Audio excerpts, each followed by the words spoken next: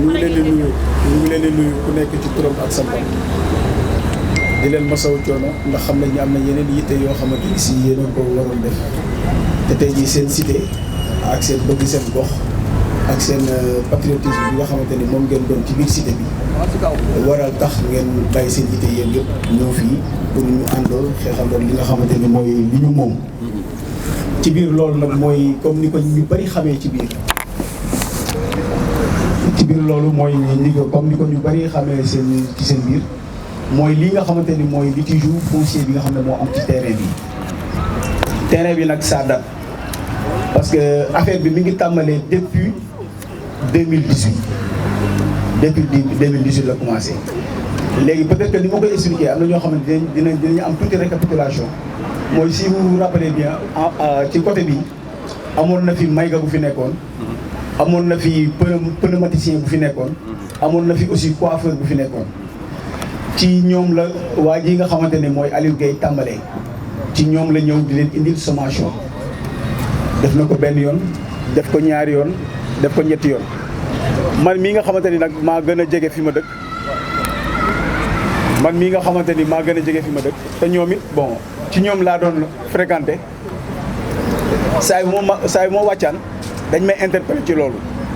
su ma ñëwee dañ naan ma Balbo am na paa bu fi ñëw de nee na fii dañ koy jaay excuse xaaral ma xool micro ba bon est-ce que problème technique léegi man mi nga xamante ni man maa jege maa gën a jege sama kër boo gën a jege ak bayal bi ñoom dañ ma doon interpellé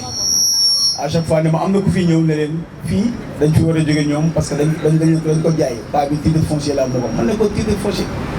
mu ne ma ne ko non loolu mënul nekk ñu mën na leen léegi bu ñëwaatee su leen joxaatee kayit jël leen comme ça bu ko jëlee ñun ñu xool au moins moom lan la ci wax. ba benn jour bi yàlla dara tawul ma nekk ci coiffeur bi mooy coiffeur bi nekkoon à l'extrême waaye paa bi en personne ànd ak koo xamante ni si ancien footballeur la doon jouer fii nit ma xam ko mu ñëw te moom ni ma ko xamee mooy ASP laa ko xamee mais il s'est présenté comme policier yor kartam ma ne ko mais boo ñëwee kañ nga nekk policier mu ne ma man dañ ma yónni rek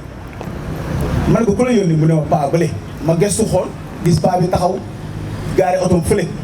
sol genre tukki njaareem yooyu quoi après mu traversé bi ñu ko joxoñee mu traversé ñëw mu ne Matar jëlal kayit bi ma ne ko Matar jëlal kayit bi lu ñu la jox après nga ñëw nga jox ma ko paa bi mi ngi taxaw sur place ci la Matar ci la coiffeur bi jël kayit bi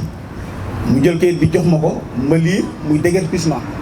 après ma am ñu ma intercepté nag ma intercepté ci Bakary Koli si je me rappelle bien ak Okocha du genre yooyu groupe bi nekkoon fii ma wax leen ko ñu ne ma non bu ñu yëngatu comme déguerpissement la wax te fii gars yi tamit bon occupé nañ ko anarchiquement nañu xool ba mu déguerpir ba pare ñu xool lu ñuy def yàlla mi dara tawul xam naa dem na préfet indi ay policiers yooyu déguerpir jour boobu nekk moo fi mais gis naa ñu déguerpir fii yëpp ñëw fii yëpp set wecc si vous rappelez bien après ñu dawal une semaine ci la ñëw indi benn camion fekk nag bi muy ñëw di indi camion bi fekk na boobu après yeesal 2021 taxaw na mu ñëw indi camion bi commencé wàccee ay bant ñu woo ma téléphone depuis fi may liggéeyee ne ma am na waa ñu doon wax paa bi ñëw na indi na ay bant di wàccee ma woo Bakary Koli woo Okocha Bakary Koli woo Demba gars yi commencé génn di commencé wax ak borom camion bi paa bi ñëwul en personne camion la indi mu commencé di yàgg nit ñi di jóge biir HLM di ñëw di daw si d'après les dires dama ne ma dañ na ko yow boo yéegalul bant yi si oto bi dem fi delluwaat gars yi bu ñu la fekkee camion bi du dem bant yi du dem ci la chauffeur bi ne leen man dañ ma yónni rek dal di jël bant yi aj ko ci camion bi dem man leen nag gars yi kon nag kii bu amee lii risque la kon affaire bi comme am nañu conseil de quartier lañu jël affaire bi ñu piloté ko ci conseil de quartier bi yóbbu ko Okocha nañu bon daf leen dànk nañu demandé audience ak madame le maire Aminata Kanté comme moom moo coiffé sans notaire ñu dem ci bureau toog ak moom exposé ko problème bi mu ne ñu yéen jarul sax ngeen di sonn ndax am na koo xamante ne si en 96 muy suñu paa bu baax yàlla na ko yàlla rëm yoo ko yërmande ci kawam muy Paa Samba Fall bi affaire yooyu amee sax daan nañ def ay réunion moom ci la ñëw intercepté ne ngeen baal ma ñu ne ko waaw mu ne man fii demandé woon naa SNHLM pour jënd ko c'était bi mu attribué les lettres def ko le 3 octobre 1996 waa SNHLM tontu ko le 11 octobre 1996 ça veut dire que à équivalence une semaine rek ñu tontu ko lettre bi mu ko tontoo lettre bi ko SNHLM envoyé moo nekk nii numéro dossier mooy 3784 du 14 novembre 96 ñu ne ko objet bi muy demande terrain référence votre lettre du date du 3/10 96 notifiant SNHLM du 11/10 96 ñu ne ko monsieur j'accuse réception de votre lettre visée en référence par laquelle vous sollicitez l'acquisition de la parcelle située en face de chez vous aux HLM Guédiawaye xam nga mooy fii ñu nekk paa bi mi ngi dëkk fii kon wax nañ ko loolu léegi ñu ne ko nag ci suuf lettre bi en réponse je vous informe de mon regret de ne pouvoir donner une suite favorable à votre requête car cet emplacement constitue une zone de dégagement au profit de locataires de la cité def naa ku déggul tubaab bi leer na ñu ne ko foofu nga nekk mënuñu ko jaay ndax waa cité bi ñu ko moom parce que zone de dégagement la mooy sapeur pompier bu dara amee du genre wala lu mel noonu lettre bi mu ne SNHLM directeur général Ibra Ndiaye boobu Ibra Ndiaye ba fa nekk moom moo ko attribué lettre bi kon xam nga leer na ñu jël lettre bi yóbbu ko madame le maire Aminata Kanté présenté ko mun nañu yéen loolu jarul sax ngeen di sonn ndax lettre bi buy ñëw di tabax dina demander autorisation kon lettre bi wane na ko nañu nag léegi xaar leen dal di ne noppi leen mu am ku mu woo pour ñu am tuuti kii daal mais xam naa ki mu woo te ki mu woo kilifa la ne ko dafa am ñu fi ñëw ne ko yow problème bi nga xamante ne moo am HLM Paris ci terrain ba ñii dañ fi ñëw ñu déggeet piir leen est-ce que yëg nga ci dara mu ne ko waaye kat titre foncier la ma présenté mais xaaral ma creuser su ma creuser ba am ci lu leer naa la woo mu ne ko ñii foofu cité la foofu ñoom moom seen espace boo amee lu ci am lu leer rek après nga woo ma mu dal di coupé foofu raison garder pour ki mu woo quoi xam nga beneen bi ci dem mooy ñu dal di continuer gars yi dëkk fii muy ay bonne volonté yu baax ay grand yu nekk fii yëpp ko nag takk ci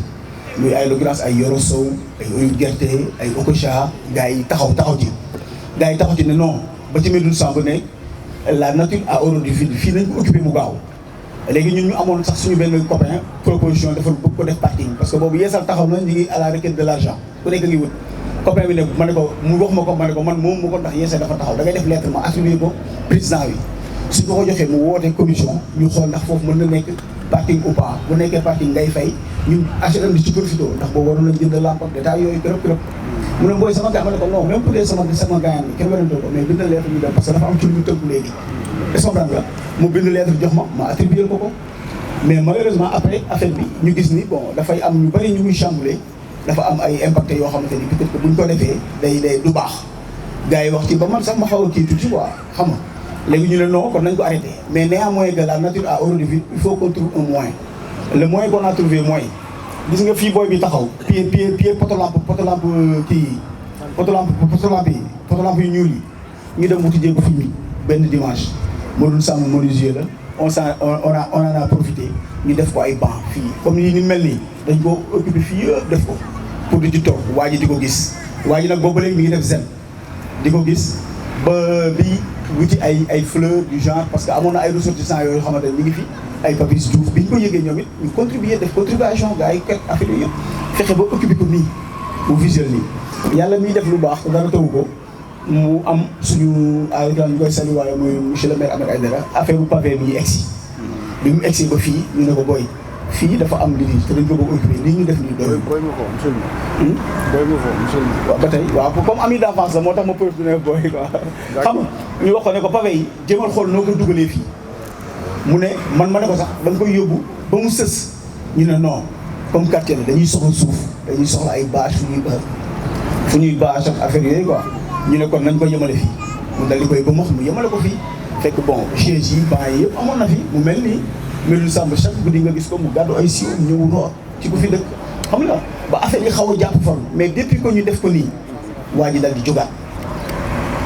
te biñ ko defee ba def ko zinc sax waa Descos ñëw nañ fi def ci arrêt biñ ci defee arrêt comme ay zinc la boo yëkkatee zinc bi arrêt bi day demaale gars yi yëkkati zinc bi parce que ñun xam nañ ñun ñu dëkk fi HLM xam nañ li ñu moom xam nañ ni fii ñun ñoo ko moom ñu yëkkati zinc bi Descos bi démarré waa ji dem Descos wax waa Descos convoqué suñuy njiit comme dañoo nekk ci conseil de quartier dañuy am délégué de quartier am président conseil ñu convoqué leen une fois convoqué leen 2 fois 3e fois bi dañoo ànd ak ay notables yoo xamante ne ay Oumy Dieng Merou Diop Demba Gadio ñu dem fa. ak imam Maodo Seck. merci jërëjëf ak imam Maodo Seck ñu dem ñu entendre leen ñu wax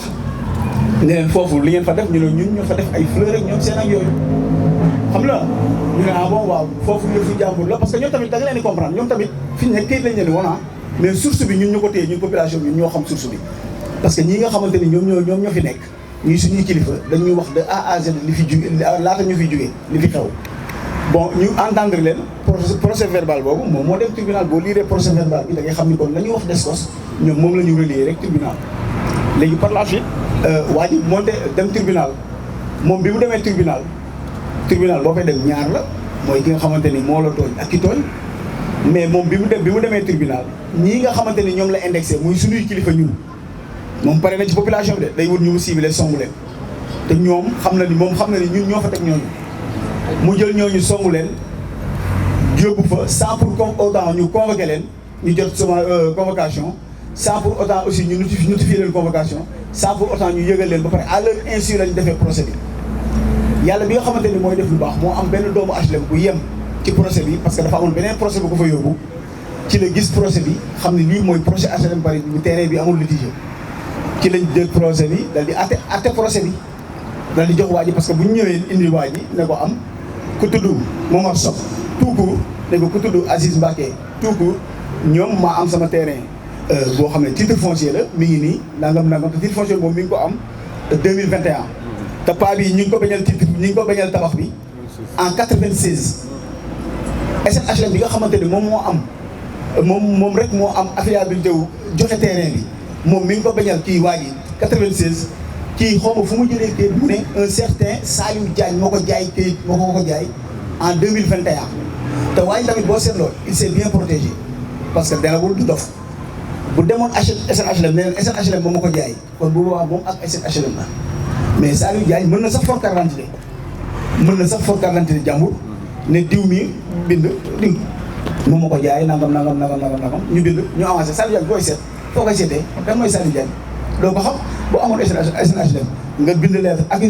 ak daakay SNHLM da koy jàpp indi ko parce que diffamation la faux usage de faux la est-ce que nga ñun ak SNHLM nag réeroowuñ lettres yi mi ngi dem ci SNHLM mi ngi ñëw plan yi mi ngi dem SNHLM mi ngi ñëw li fi xew xam nañ ko mooy ñi nga xamante ni si dañuy jékki-jékki di profité di dugg ci ay ruq ñu naan leen ruq am na fii portion am na fii monter dossier dem soo amee fit nga taxaw soo amul fit nga taxaw fii moom fit bu ñu koy wax rek HLM Paris moom da ngay romb est-ce que da ngay romb du fii parce que moom ma fàttali ni il est le 8e personne bi nga xamante ni moo dugg fii naan day wut fu mu tabax bu ne xew na fi te nii ñu ci taxawee nii lañu suñuy mag daan taxawee nii lañu suñu papa yi daan taxawee ba tey ñu tomb ci nag war cee taxawee ci muy bii ñu yem ci kon nii lañ ciy taxawee est-ce que nga ñu dem tribunal ñu atte léegi bi ki nga xamante ni doomu HLM bi mu ci yemee dafa génne bu ñu attee ba pare tribunal dañuy def procès verbal bi yëpp et tout ça moom mu photo envoyé ko suñu président commission président conseil de quartier président conseil de quartier ne ah bon yow ku ñu atte sa ginnaaw yëgoo tinoo jotoo convocation jotoo dara ba ne la loolu nangam mu jël ñu photo ñu envoyé ci la ñu jël affaire bi jël ci avocat pour mu attaquer mooy maître Dieng ñu jël ci avocat def ci procédure bi waxoo li ñu am ak li ñu amul ak yooyu yëpp li ñu seet te donte amul ñu lu ñu amul ndax lépp la ñu am ñu attaqué ko ci la ñu poussaat affaire bi kii bi convoqué leen le 14 mai mooy le 14 prochain parce que moom it ma rappelé ni dafa dem avec ses propres moyens bàyyi les accusés ak ñi mu tooñ fële ñëw rek taxaw wax yow xale bu ndaw boo yoree boutique boo ñëwee yor 100 francs ne ko jaay ma bonbon da lay jaay est-ce que yow da nga fa nekk di xool fan la ko jëlee ku ko may ak ñoom seen c'est exactement ce que le gars a fait dafa wuti ay kayitam ñëw taxaw devant le juge ne ko diw mii ak diw mii terrain laa am mi ngi nii titre foncier la diw ak diw ñoo fa teg seen i bagage nañ fa jugee waaye day xool ne ko titre foncier la kay ñoo fa teg bagage te diw ak diw jugee leen foofu mu dem c'est ce qui se passe mais bu ne woon délégué de quartier HLM Paris mu ne président de conseil HLM Paris juge bi du dof danaan ko hey yow tu me parles de quartier pourquoi nga yor sa titre foncier ñëw ci quartier ñu ne la doo tabax y a quelque chose ci lu xel mën a nangu quoi danaan ko y a quelque chose am na lu xew mais boo ñëwee ne Momar Sock tout court Aziz Mbacké tout court ñoom ñoo ma empêché ma teg foofu te nee nañ dañ fa def ay fleurs ak yooyu ñoom ñoo ma ko empêché pour ma tabax présenté ko titre foncier mais danaan leen diw ak diw bàyyi leen diw mu tabax parce que titre foncier nga yor mais ce titre foncier ku la ko jaay nga ne Saliou Diagne point barre mu gis ni Saliou Diagne ma la ko jaay waaw wax nga dëgg ma la ko jaay mais juge bi amul lii lettre bi nga xamante ne moom la ñu adressé Pape Samba Fall ne ko ni fii mënuñu ko tabax voie de dégagement la parce que juge bi amul loolu est-ce que comprendre nga le problème en est que il faut l'attaquer sur tous les moyens pour lii mu bañ a am et pour cela on lance une alerte parce que lii muy waa HLM ak waa SICAP ak les amours gis nga li nga xamante ne mooy li ñuy jaay gars yi muy espace de vie boobu ñuy jaay gars yi il faut que les plans de base là ñu koy jox délégué de quartier yi délégué de quartier yi di ko séddoo ak les habitants pour ñuy xam nga xam ne fu mbaar taxaw ñu xam ne waru na fa taxaw fu mbaar taxawul ñu xam ne waru fa taxaw fii nag ñun sant yàlla ba HLM Paris loolu daluñu portion bu ne xam nañ li fa war a ne ndax biñ ñu koy jaay dañ ñu jaayale espace yëpp on en a 7 poches benn poche lañ ci utiliser te district lañ ko def mi ngi fii à côté lii nag moom fii lay yem ba faw peut-être que ak la fa xewoon ba dem mais lii di ñëw nii jubal jubbanti par force maa ngi sant bu baax a baax waaye di jégalu bu baax a baax. asalaamaaleykum wa rahmatulah. waaleykum salaam. dañu kontaan trop si présence bi. bon on espère que le 14 ce sera pareil wala moom mooy ëppati nit. bon tout d'abord pour sunu invité yi je me présente man maa ngi tudd Moustapha Koria si cité bi laa dëkk. Je suis conseiller municipal si Sam Notaire et président de la commission domaniale. Alors, pour wax li xew, je pense que je serai très à l'aise pour mën si wax. Li xew, Balbo wax na ko. En tout cas, il y a quelqu'un qui est sorti de nulle part, ñëw ni nu fii moom moo ko moom. Mais comme dañu nekk si benn combat juridique ak moom, dañu bëgg li ñuy wax mu nekk ay termes yu techniques yu juridique parce que nee na bàyyi la yor wala titre foncier pour fii ñu ngeen toog nii yàlla suturaal nu mu amoon benn pas bu soxla woon fii def demande SNHLM pour SNHLM jaay ko. Alors lettre réponse bi ni mën nu la ko jaay parce que voie de dégagement la xam ngeen li voie de dégagement cela veut dire que fii servitude la servitude mënoo ko jaay. Donc c'est un. Deuxièmement, fii SNHLM kese moo ko mën a jaay du Saliou Diagne du Moustapha Koria du keneen te même SNHLM moom bu ngeen déglu mu baax pour mu mën ko jaay sax moom SNHLM bi nga xam ne moo nu jaay benn cadre de vie jox nu un plan jël ay espace destiné ko li mu si destiné ay équipement la ak autre chose mais en tout cas destiné nañ ko à des équipements. Équipement yooyu fii bokk ci moom SNHLM pour mu jaay ko day formuler demande de modification du plan initial day def demande de formulation de modification du plan adressé ko DIA c'est la direction de l'urbanisme et de l'architecture ñooñu gis demande bi lire ko bu ñu liree ba pare jël les services techniques envoyé leen fii mooy cadastre en cas des impôts et domaines par le service technique ñoom cadastre bu ñu ñëwee xool inspecter les lieux et nonobstant loolu daf koy motiver lu tax mu bëgg def modification plan bi da koy motiver et généralement duñ ko accorder donc ñun ñu toog si d'abord nañu am suñu plan visé parce que ñoom bu ñu defee plan ba pare dañ koy visé par les services du cadastre mën na nag indiwaat beneen plan frauduleux mais na nekk plan visé qui prouve que effectivement la demande a été formulée ñu jox leen un avis favorable ñu modifier plan bi bu dul loolu kenn mënu ko jaay parce que c'est un titre foncier bu SNHLM te dafa mel ni nga am sa titre foncier xëy suba teel dégg ni benn nit jaay na ko keneen c'est la même chose et le titre foncier il est inattaquable, inaliénable, sauf pour mu nekk utilité publique.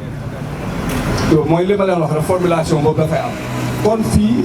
comme voie de dégagement la considérer que servitude la te servitude kenn mënu ko jaay. alors troisième point bi ñu ne à défaut d'avoir le plan qu'on nous sert au moins le bordereau analytique parce que bordereau analytique boobu mooy le titre foncier en réalité bordereau analytique bi da lay woon suuf si nature bi mu nekkoon àll ba ñu yóbbu ko peut-être délibération yóbbu ko bàyyi yóbbu ko titre foncier destiné ko kenn moo xam structure la moo xam nit la alors kooku bu jaayee dañ koy inscrire ci bordereau bi bu jaayaat ko keneen ñu inscrire ko ci bordereau bi pour ñu mën ko enregistrer ci livre foncier ñun ce qu'on a demandé c'est très simple dañ ni ok il a acheté mais au moins nañu jox l'origine de propriété c'est très simple on a besoin de l'origine de propriété ñu xam moom nii la ko amee alors tribunal bi jugement bi mu rendre lan la ñu gis Saliou Ndiaye est-ce que Saliou Diagne est-ce que Saliou Diagne am na droit ñëw jaay fii donc ñun combat bi bu nu wut lu sore yii daal nañ ko am parce que plan original bi aussi ça nous permet position yii ñu jël soit mu conforter soit mu bañ ñu conforter mais déjà lettre réponse bi rek war nañu mën a conforter parce que en tout cas la SNHLM kii cette place là je dis place wala cette partie parce que boo waxee si tëg leneen sax mu renvoyer nu feneen mais en tout cas c'est une partie du plan elle ne peut être vendue parce que voie de dégagement la encore une fois voie de dégagement servitude la kon waa ji mënul fexe ba jaay ko mënul fexe ba moom ko si xaw mu indil nu kay du leer alors bi ñu convoqué cité bi Descos pour la troisième fois bi ñu fay dem foog naa ni invité nañ ma si ma dem ko bon ce jour-là gendarme bi daf ma dàq finalement parce que argument sur argument mu ne ma sefala nga fii ñëw di jaay ay xam-xam loolu la versé fii mënoo fi kenn jaay xam man ka déjà waroo moo ko wax parce que seexu nu nga may wax jaay xam-xam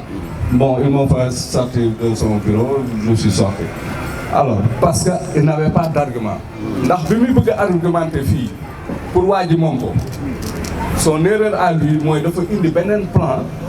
ni un cas similaire indi bu Malika ma ne mais comment yow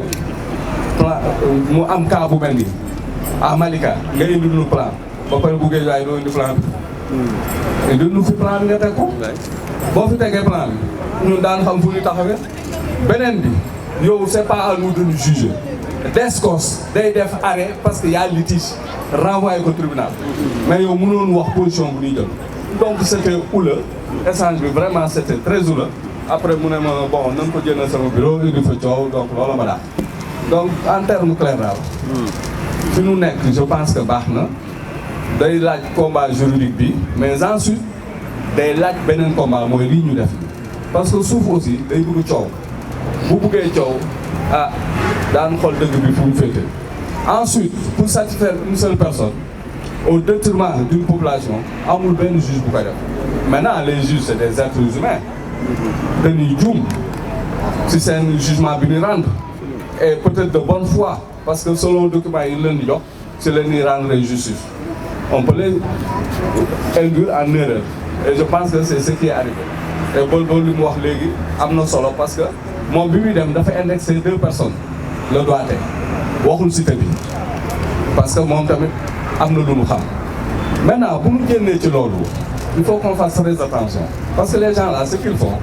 comme il a un document ñu ne bàyyi la ñëw na une première fois cité bi opposé wu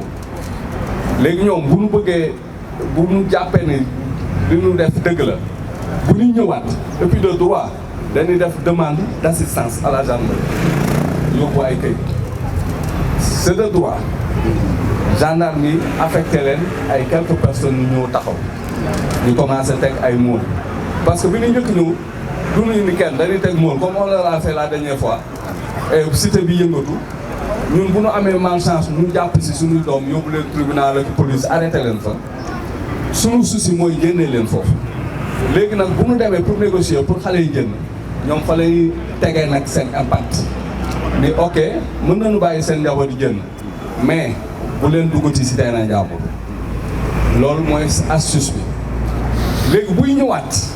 véritablement pour construire day wut demande d'assistance par la gendarmerie ñu jox ko ay quelques éléments mu ñëw fii mu amaat trouble à l'ordre public xam nga vous saisissez le préfet bi constaté pour ñëw envoyé fi ay gendarme léegi nag gendarme ne ko non y a pas de trouble à l'ordre public parce que ñun ñu ngi foofu rek affaire bi jàll kon loolu tamit dañ si bàyyi xel waaw si lu gàtt daal li ma leen mën a wax waa ji foofu mu bëgg a jaar ñun bu ñu amee éléments yooyu on va se mettre cette semaine fexe ba am plan bi fexe ba am origine de propriété bi ñëw teg ko stable bi accompagné de cette lettre là je pense que mënul am gain de cause merci beaucoup. asalaamaaleykum population des HLM Paris ñu ngi leen di nuyu bu ci nekk sa tur ak sa sant di ci jiital suñu kilifa Pape Momar Sock président délégué de quartier du quartier ak kilifa yi fi nekk yëpp ak population bi yëpp di kontaan trop ci mobilisation bi di wax ne comme ni ko ñi ma jiitu ci micro bi waxee rek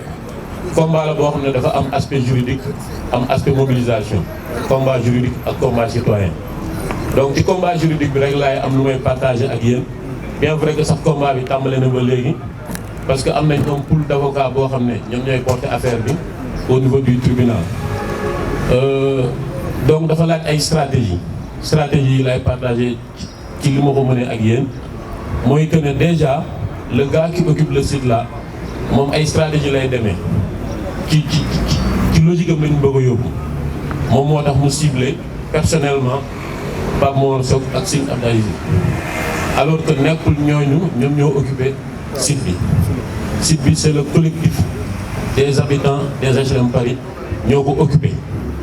te li tax ñu occupé ko c'est parce que dañ ko moom loolu après dinaa ci ñëwaat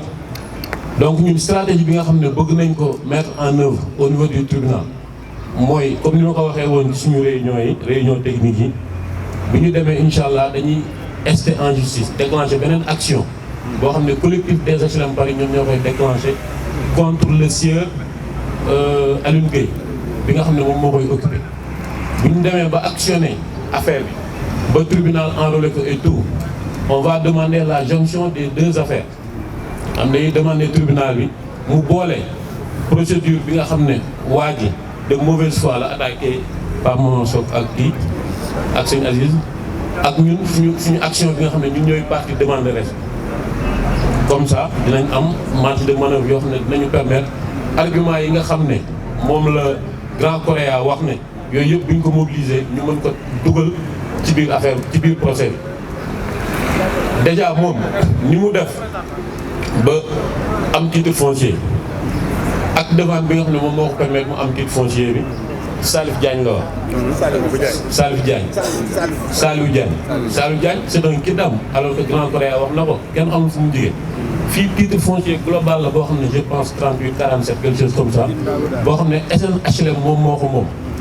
donc pour nit ki mën a bénéficier wu ci titre bi SNHLM rek moom moo ko mën a jaay wala mu jaay ki ko jaay te moom ci jugement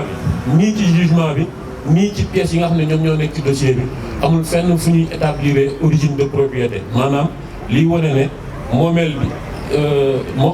moom bi mu ko moom dem na tracé nañ ko ba ci SNHLM donc même ci biir kii bi ñu demee ba am jonction des deux affaires même ci logique boobu noonu mën nañ am gain de cause ci kawam léegi nag loolu moom mooy option te man njort naa ne moom ci ay manœuvres frauduleuses la fexe ba am titre foncier bi ñu demee incha allahu rabbi conservation foncière bu Guédiawaye def ay vérification ñu ubbi ñu livre foncier bi dinañ ñu retracer fu mu jaaree ba yegg ci moom loolu c'est facile loolu suba rek ku dem fii domaine bu Guédiawaye ñu wan la ko c'est très facile pièce boobu bi ñu ko jëlee yóbbu ko tribunal day ñaax fekk ñun déclenché nañ suñu procédure boo xam ne ñun ñooy nekk requérant bi ba pare ñun ñooy attaqué ba pare comprendre nga léegi nag boobu moom mooy hypothèse bi nga xam ne ci lañ nekk nii dañ koy contourner ñun déclencher suñu action beneen hypothèse bi mooy au cas où ñu dem vérifier ñu retracer parcours bi moom ni mu ko moomee ba fi mu ba ci SNHLM bu fekkee SNHLM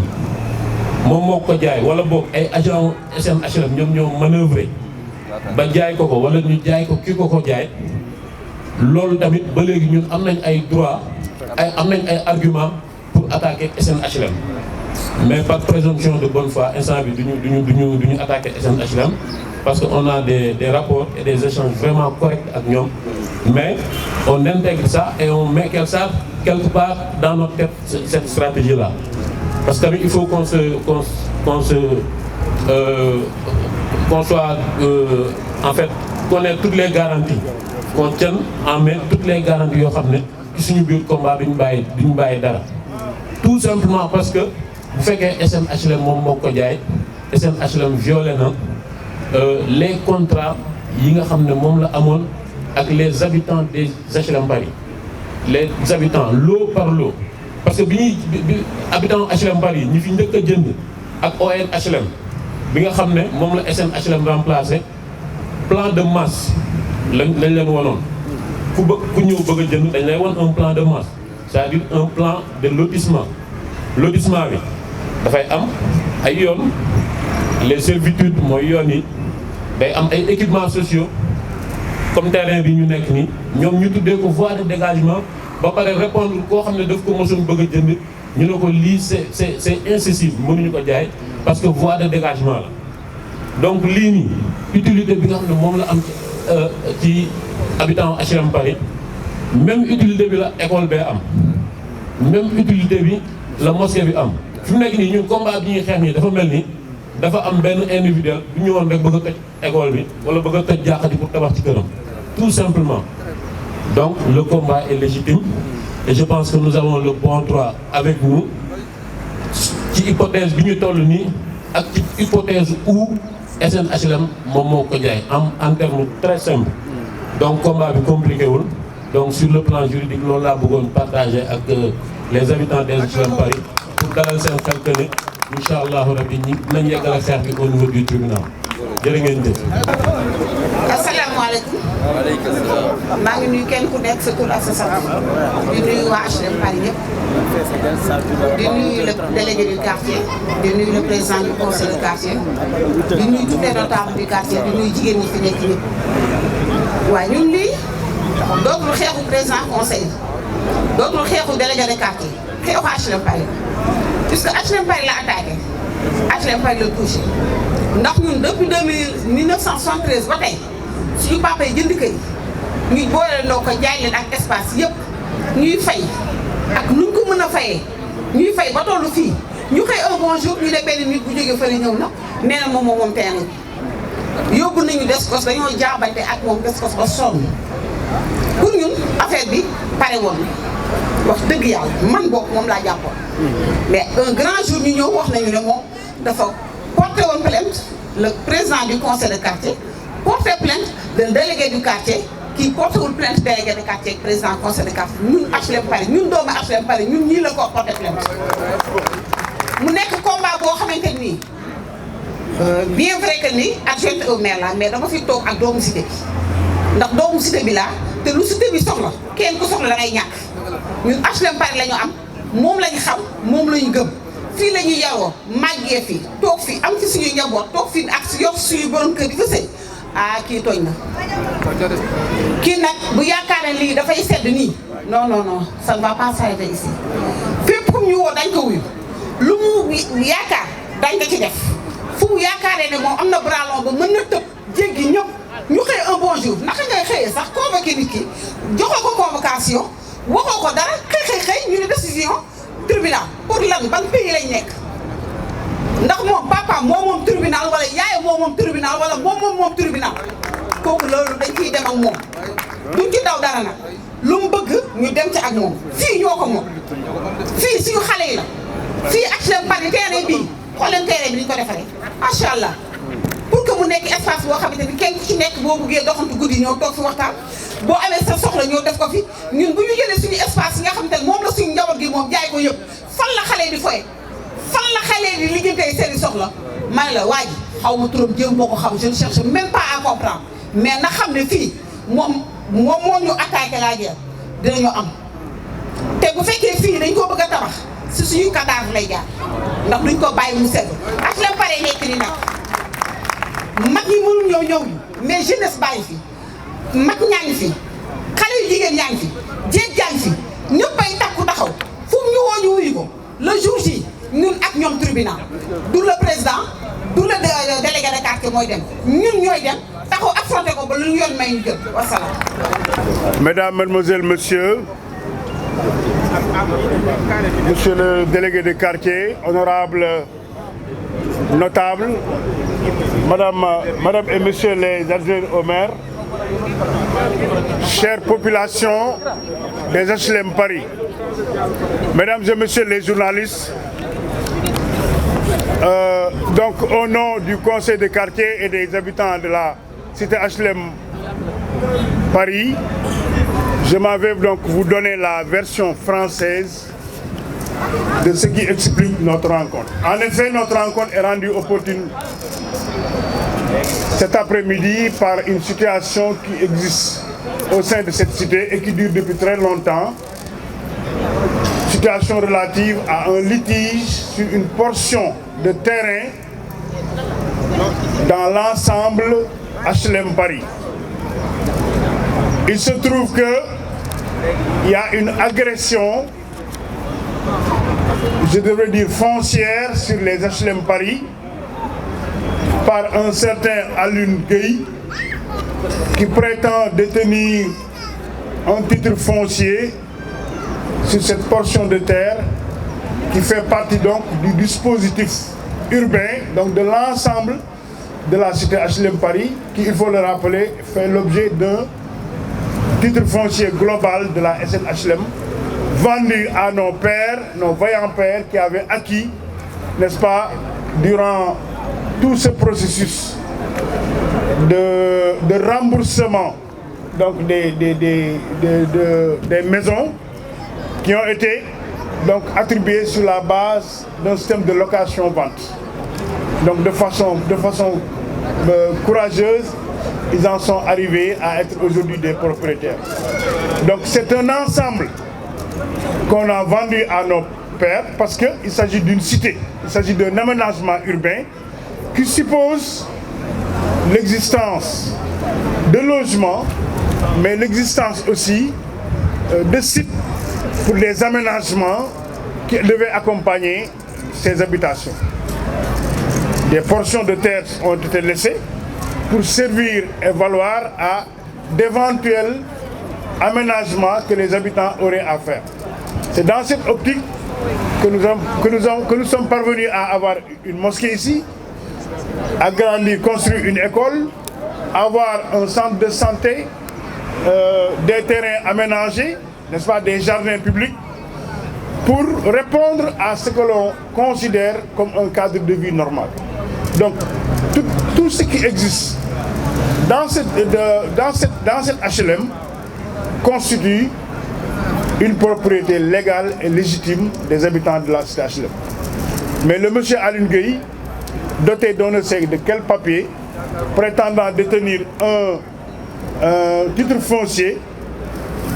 a voulu, n'est-ce pas, s'en prendre, s'accaparer de cette terre et a fait des démarches, d'abord au niveau d'une certaine administration que nous devons débusquer, mais en même temps au niveau de la justice pour attaquer, en fait il faut le dire, la cité HLM Paris à travers deux personnes qui sont des symboles, deux personnes morales, le délégué de quartier, Pape Sok, et le président du conseil de quartier. Il est clair que dans cette cité, les gens se sont très tôt organisés et ont mis en place des instruments pour une co-gestion de cette cité. Donc le délégué de quartier, le président du conseil de quartier, sont donc les personnes qui doivent répondre de comment nous organisons dans cette cité. Et dès que nous avons eu l'information, parce que c'est depuis très longtemps que ce monsieur, n'est-ce pas, a commencé à montrer ses prétentions, à faire des démarches, et depuis lors, nous sommes aux aguets. Nous sommes aux aguets, nous sommes en attente, et nous avons à notre niveau aussi mené toutes les démarches auprès de qui de droit, au niveau des autorités judiciaires et au niveau des autorités administratives, notamment la DSCOS, pour, dans un premier temps, faire des investigations et avoir des éléments qui puissent nous permettre de savoir d'où viennent les prétentions de ce monsieur. Et aussi au niveau des autorités même administratives, autorités municipales et autorités administratives. Donc à notre niveau, les démarches ont été faites pour pouvoir organiser notre système de défense. Mais à notre grande surprise, un procès s'est déroulé, je devrais dire clandestinement ou en catimini, parce que des procès engagent des parties, mais seule une partie, d'après les informations que nous avons, a été présente à ce procès. Il n'y a pas eu notification ni de plainte, n'est-ce pas, ni de condamnation. Et les informations que nous avions eues, c'est qu'il y a eu un procès contre Abdou Aziz Mbaké et contre Pape Momar Sok. Et cela a participé à une stratégie de dilatoire qui a consisté à citer des personnes intitulées personnelles et non pas escalité. Parce qu'Abdou Aziz Mbaké est le président du conseil, donc personne morale. Quand on l'attaque, c'est la population qu'on attaque. Pape Momar Sok est délégué de quartier. Quand on l'attaque, c'est le quartier en entier, dans son intégralité qu'on attaque. Mais la stratégie a consisté à les citer individuellement et personnellement, comme si c'était les deux seuls qui s'opposaient, n'est-ce pas, à l'accaparement de cette portion de terre. Donc nous avons compris le stratagème et nous sommes en train d'organiser notre système de défense et un procès en appel devra se tenir le 14, procès au cours duquel nous appelons toute la population des HLM, toutes les autorités à venir massivement, parce que notre réaction aujourd'hui, c'est une réaction pratique sur le terrain, comme celle que nous organisons aujourd'hui à travers ce point de presse. Des rassemblements, des sittings, d'autres actions même devront être organisées au fur et à mesure de la progression et de l'accentuation du problème. Mais en même temps, du point de vue légal et judiciaire, comme l'a expliqué avec brio Sidi Barham Thiam, nous sommes en train de neutraliser tous les éléments, n'est-ce pas, d'arguments juridiques pour pouvoir organiser notre système de défense, parce que nous avons le bon droit. Nous avons le bon droit, étant entendu que ça c'est une propriété commune collective qui intègre un titre foncier global qui est le titre foncier sur lequel ces maisons ont été attribuées, ont été vendues. Donc il n'est pas possible qu'une portion soit vendue à un tiers, n'est-ce pas, en dehors du contrat qui a existé entre la SNHLM et nos pairs. C'est la raison pour laquelle, sur ces deux fronts, et sur même d'autres fronts, nous sommes en train aujourd'hui d'organiser la réplique pour que ce bien-là qui nous appartient, que nous avons aménagé par nos propres efforts, par nos propres moyens, pour en faire un aménagement paysager correct, pour faire de notre cité un cadre de vie, cette portion-là, nous allons nous battre bec et ongle. Les gens sont très déterminés, il faut que les gens se le tiennent pour 10 et que jusqu'à nos dernières possibilités, nous nous battrons pour que ce bien-là reste à nous. L'autre aspect sur lequel je voudrais insister, il y a l'aspect juridique, l'aspect judiciaire. Un pool d'avocats a été constitué. Des contacts vont être faits au niveau des autorités au plan administratif.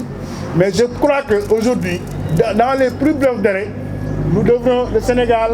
a franchi un cap. Il y a de nouvelles autorités